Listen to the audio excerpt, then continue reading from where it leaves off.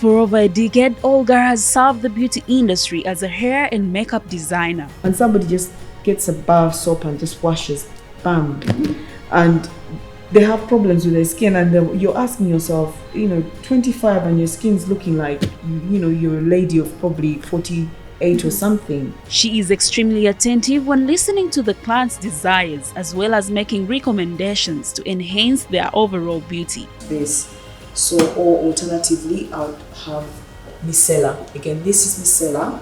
This would be, again, you see, dermatologically tested.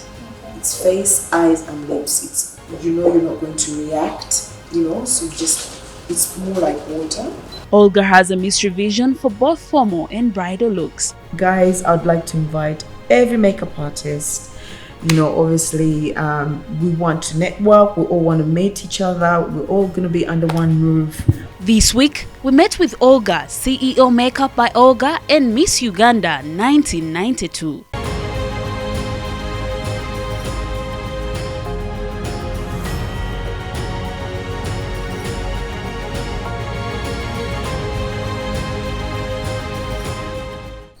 Well, the beauty in her voice makes her a beautiful woman. This is her moment. Welcome to the show. Thank you. Thank you for having me. How are you? I'm very well, thank you. Well, there are very many people out there who have read articles about you and they really don't get the gist of your background.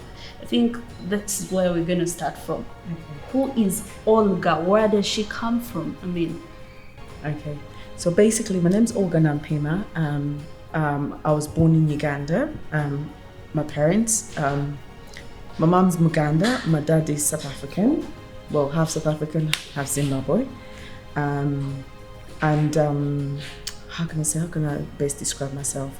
I'd like to think I am Ugandan because I've grown up, well, a part of my childhood life, I grew up here in Uganda before I moved over to the United Kingdom, where I had all my education and, my growing up. Before we can take it to your education, we would love to know your start home before you get to London. Your start home, some of us come from Kawempe, from Nasana, and someone would love to know. Olga is maybe a certain area code, born, and they're like, okay, she comes from my area. Okay. Exactly. Right. Well, I was born in Nakasero. I was born in Nakasero, and I lived there till age about 16 when I moved over to the United Kingdom. And yes, that's where I was born. Kind of like my parents, I think that's more on my mum's side. I think our village is in Masaja, which is on Entebbe Road. And obviously my dad is from Bulawayo, which is Zimbabwe. And though I've never been. Yeah, when you talked about half Muganda, half South African, it kind of gets us a little bit want to get personal. We're sorry if you're getting personal, but can you give us a little story about your parents' meet? Because, it's unusual. Okay. Well, how my parents get to meet? Well, how can I explain it? Obviously, my dad came over as a musician in Uganda, and he was a great musician. He was very, very famous by then, and met my mum, and he just didn't go back to, so that's how it came about, and so that's the whole story. So really seeing the intermarrying, how it came about. So what was your first school here in Uganda? I went to Nakasero. Obviously living around Nakasero, I went to, I think it was Makinon Kindergarten, and then I went to Nakasero Primary School, and back in the days, and I think I did my, up to when about. Then I also went to, I think before I left, I was just getting into my, what do you call it, A-levels. Oh, you went to high school? Yeah, high school before I left to go for England. Yeah. At what age did you go to England? 16. That was after your primary 7 or? It was more like I think it was S1, I just started I think my senior one, before I moved over to the UK. Well, how was your growing up in UK? The fact that you went when you were just joining A level, how was the situation there, and what schools or what were your dreams when you moved to England and you felt like, okay, now I'm in another level, so I need to concentrate on working on this, or maybe I've been in Uganda and I wanted to be this, so I can't do this. Funny enough, it was very, very different, obviously, because of the culture shock. Being in a very, very hot country and then you end up in an extremely cold country, and being, obviously, because in the area that we were living, we're the only black, family there, and obviously we had some really, really hard times because there was a lot of racism then in the area that I was living with my family, my mum, and life was not easy. I'm not going to lie to you, because again, lucky enough, I had my sisters, my siblings. And we could just play with each other. We entertained each other, because it's different. Like in Uganda, kids can go and play with neighbors and, interact with other, families. We didn't have that opportunity because obviously we were living in an area that was so very, oh my God, they're black, But we kind of just went through it. We just accepted it, and we just got on with our lives, really. But as time went by, we went to school again, the bullying in school. But you toughen up, and just get on and get up and get on with it, kind of thing. So life wasn't easy for us. But again, you just can't be moaning and complaining. Our mum kind of instilled it into us. It's a cool, tough world out there, So you just have to get up.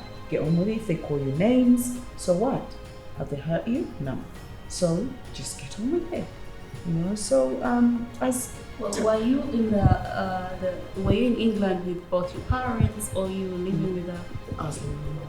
You living with your mom? My mom had separated from my dad. Oh. So yeah.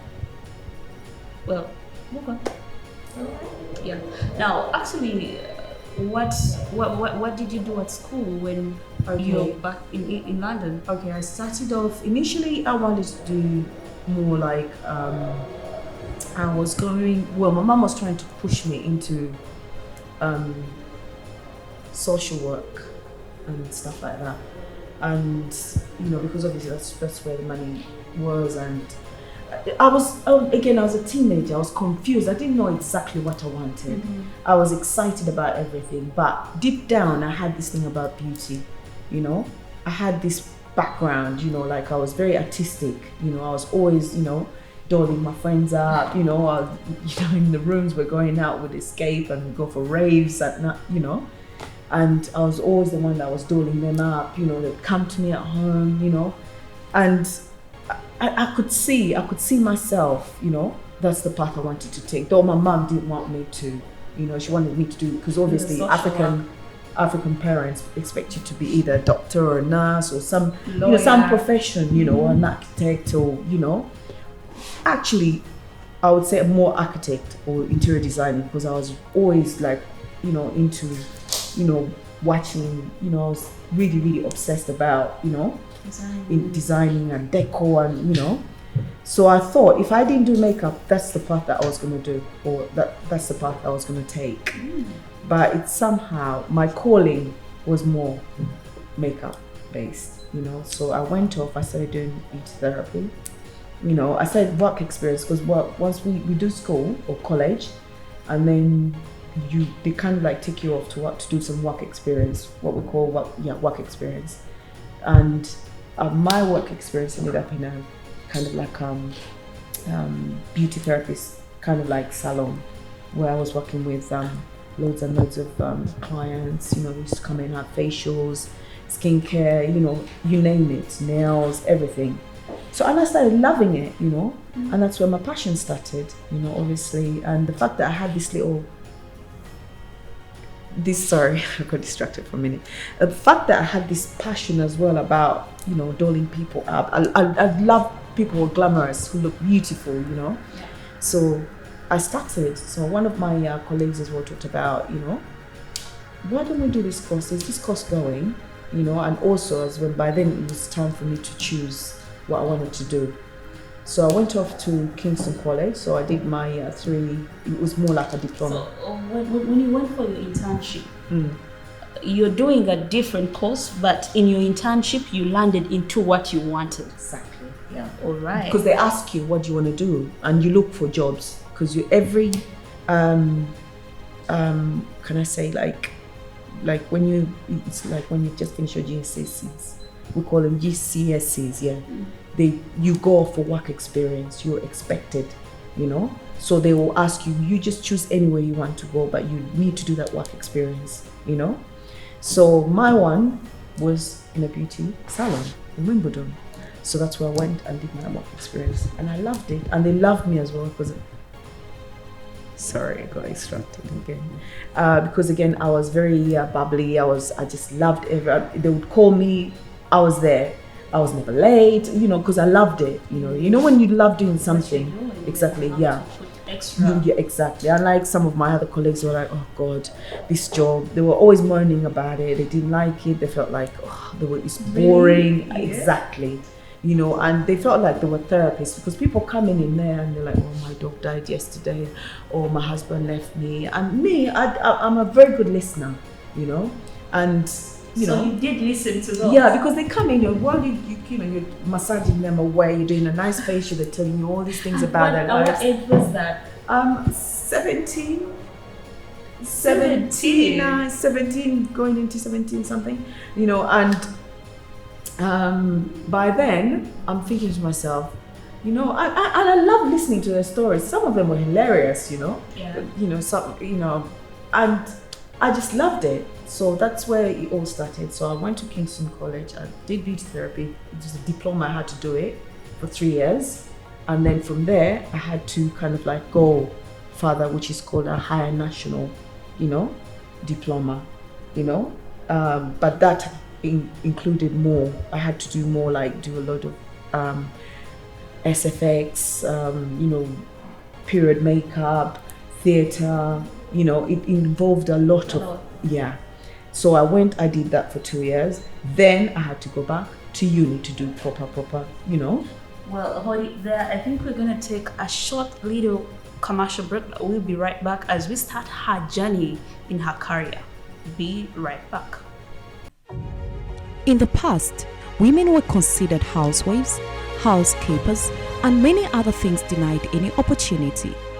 Today we are great witnesses of the transition from the kitchen to the big offices and places of great responsibilities. Now Record TV has brought you a show, Her Moments, going to awaken, motivate, and inspire all women out there every Sunday from 5 to 6 p.m. Welcome back. You're still watching Her Moments, and I'm your host Asha Kulsum and your guest of the day, Olga Nampiima. Now, as everyone loves the career, they'll always take a step, or they'll always go in depth to learn more about their careers so they can perfect and be perfectionists in what they are doing, and this is what she had to do. Welcome back, and we're still talking about you going for higher educations in makeup for the media, for film, this fashion, you know, cover and something like that. Yeah, so obviously after doing my HND, which is called Higher National Diploma, I realized that I had to go to uni to take it further and do obviously SFX, TV and media, and also editorial work. So that's where also my journey as well started. So, but I was kind of like studying and also doing like what we call cheo, you know? Oh. Yeah, like, you know. Did that not give you hard time? Like, because I'm seeing a lot of this happening now in Uganda, because you find someone is at school and at the same time they have this cheo and you feel they're going to get bad grades, they're not having that concentration. How did you manage to juggle around and beat it up? I mean, to balance? Again, like I say to you, again, perseverance, hard work, it was a lot of hard work. Again, if you want something, if you're thirsty for it and you're hungry for it, you would do anything. Again, obviously at that age, I was young, you know, I wanted to wear the nice clothes, I wanted to have, you know, so I had to work, but I also had to study, you know. So in order for me to get all those nice things like a nice phone, I had to do a part-time job. And my part-time job is somehow ended up I was working in an old people's home. And obviously, again, I always say to young people, never ever feel like, you know, it's a horrible thing to, you know, again, at the end of the day, it's a job, you know. And, you know, I had to work super, super hard, you know, in order, and also to support, because when I got to uni, I had to pay, because either you get a student loan, which you have to pay off, you know. And again, it's not a lot of money, you know, because you need to kind of like compensate for the, you know, especially living in London. Exactly. It's very, very costly. Very yeah. expensive. Yeah. And, you know, living with my mom was very, very tough. You're not going to just come home, eat food. You have to contribute to the bills. You had to pay towards upkeep, you know, you had to do some shopping at home. Again, so whereas some people here, I mean, I see young girls here, 25, oh, I'm still at my mom's house. And you're like, okay, at 25 hours, my mom was checking me out of my house. Go and buy your own house now, you know. So again, by then I was finishing uni, so I had to get a job, another job, you know, obviously to help me sustain, you know, because I'd gotten myself onto the property ladder. You know, I'd bought my own house then. You know, I had to move out of my mom's house. So then I had to work even twice harder, because then I had responsibilities, because responsibilities started kicking in. You know, I had to pay bills, I had to pay, you know, council tax, all these bills, a lot of responsibilities. So that in itself helped me go up really, really quick. And again, I was one of these people that I knew exactly what I wanted. I was so aggressive. You know, again, even in the makeup industry, when I started going out there to look for work, you know, being black it wasn't on my side, you know, so I had to kind of like work 10 times harder than my white, you know, classmates, you know, because they would get the job so easily. Whereas with me being the only black girl, you know, people would look at me. Only black in class. In my class, I was the only black girl there. Okay. Was doing makeup. So again, that was also a challenge that I faced, because when it came to also pairing up, working with. Was it not difficult for you when if you had a client who is white, and how you're going to apply that? Because I feel there is a difference between, I mean, face beating a black person and a white person. Okay, again, I was lucky. I had the advantage. They had the disadvantage, because they felt like, oh, you know, again, like, okay, we would be in a class, 8 students, and one of our tutors will come in and we'll do a demo. And we'll do a demo and say, okay, this is, we're going to do maybe a Hollywood glam today. He will do a demo and he'll give us, okay, 40 minutes, each of you, right? So now doing a Hollywood, like maybe glam or maybe a 1930s look on a black skin, she wouldn't know what to do.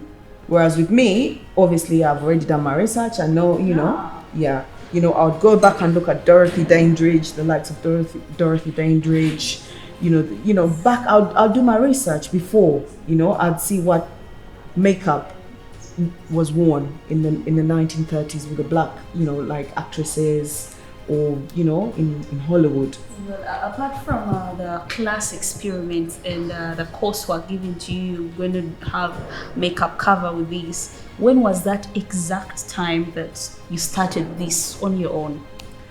Well, like professionally, and you're starting, and this is the first time I'm doing something of my own. Okay. Well, I think that all started when I realized that I think I came on holiday here. You know, initially I was freelancing in London. I would go to shoots, I would go to call me on sets, work with photographers. It's not until when I came to Uganda and I saw this big gap, this big, massive gap, you know.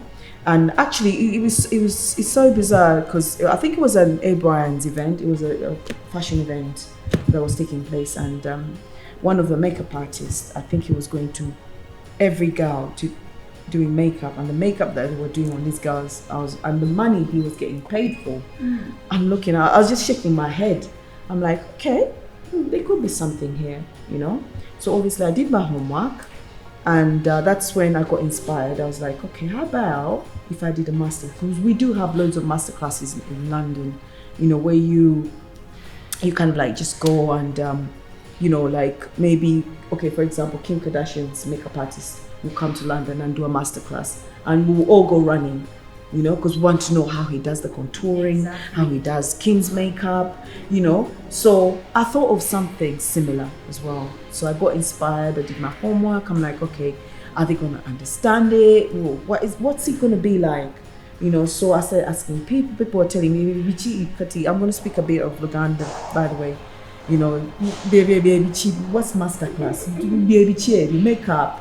You know, I'm like, yeah, well, you know, it's makeup. I just want to come and do masterclass.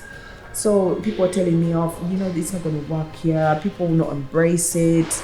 You know, I'm like, well, it's worth a try, because I'm seeing girls after seeing that show. Sorry, the A. Bryan's, where this makeup artist was, you know.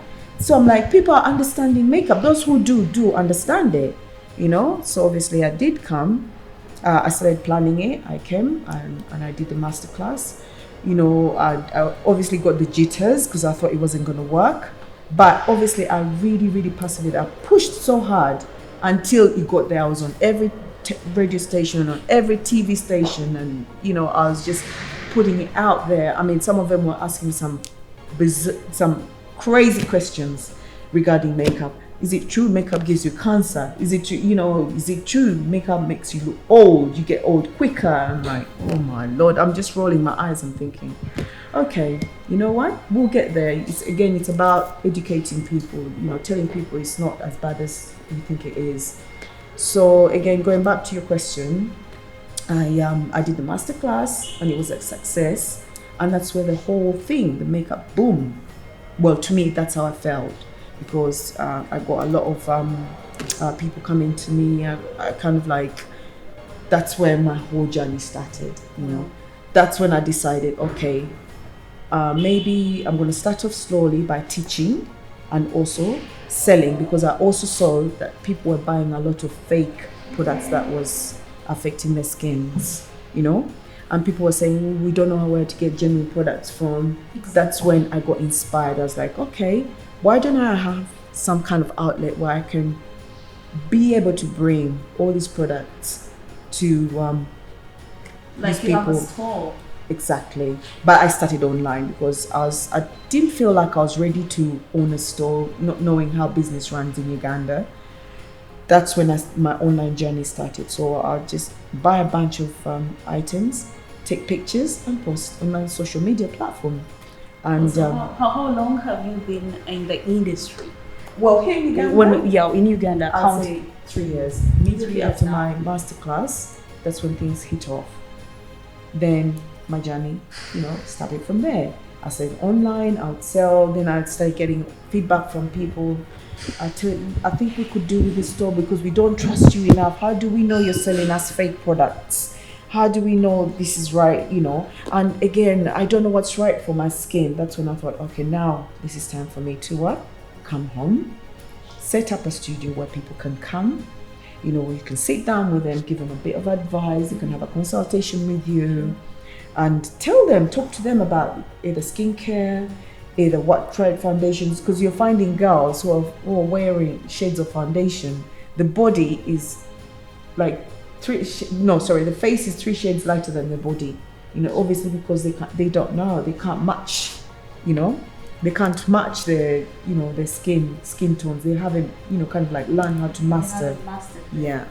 Well, we're going to hold it there, but like in any business, 3 years down the road, she might have gotten those challenges that she has faced in the industry. We'll be right back.